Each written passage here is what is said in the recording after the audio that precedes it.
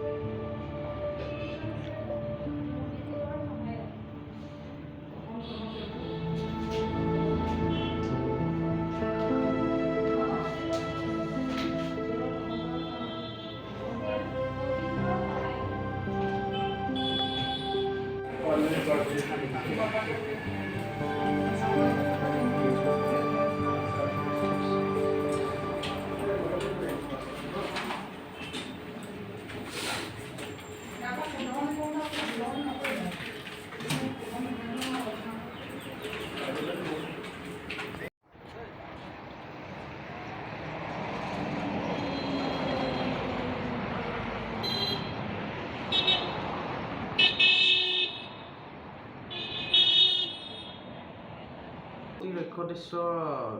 শিক্ষানুষ্ঠানটোৰ লগত জড়িত হৈ আছোঁ যেতিয়া আৰু প্ৰত্যেকটো ল'ৰা ছোৱালীক লখিমপুৰৰ হওক বা ওচৰ চুবুৰীয়া যিমানখিনি ল'ৰা ছোৱালী আছে সকলোকে বেষ্ট টু বেষ্ট শিক্ষা দিবলৈ আমি চেষ্টা কৰিছোঁ আৰু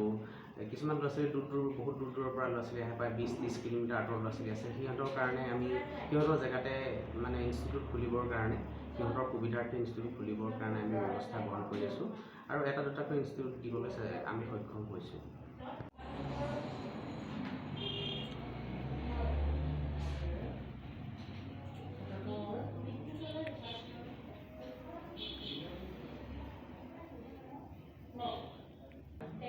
অনুষ্ঠান পাতিছিল আপোনাৰ মুম্বাইত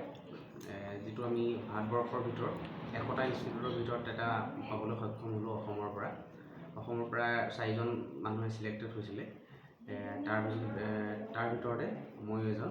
চিলেক্টেড হৈছিলোঁ 100 বেষ্ট ইনষ্টিটিউট এৱাৰ্ড হিচাপে। যিহেতু আপোনাৰ কিডনী বিকল হৈছিলে কি হৈছিলে ইমান কষ্ট সংগ্ৰামৰ ফলত হৈছিলে আপোনাৰ 2020 চনত কথাটো ধৰা পৰিছিলে আৰু এটা দীঘলীয়া সংগ্ৰাম এটা হৈছিল যি সময়ত একেবাৰে কৰোণা হৈ আছিলে সেই কৰোণাৰ সময়তে পৰিস্থিতিটো এনেকুৱা এটা হৈছিলে তাৰ মাজতে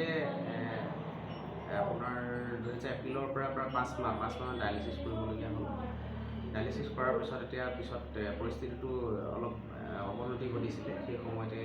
ডনাৰ হিচাপে মায়ে এটা কিডনী দি জীৱন ৰক্ষা কৰিলে তাৰপিছত এবছৰ দিনৰ পাছত আকৌ অনুষ্ঠানটোত মই জইন কৰিলোঁ সেই আজিলৈকে সেই জইন কৰাৰ পৰা বৰ্তমান ইনষ্টিটিউটটো যিমানখিনি ডেভেলপ কৰিব লাগে সেইখিনি কৰি আগবাঢ়ি গৈ আছোঁ।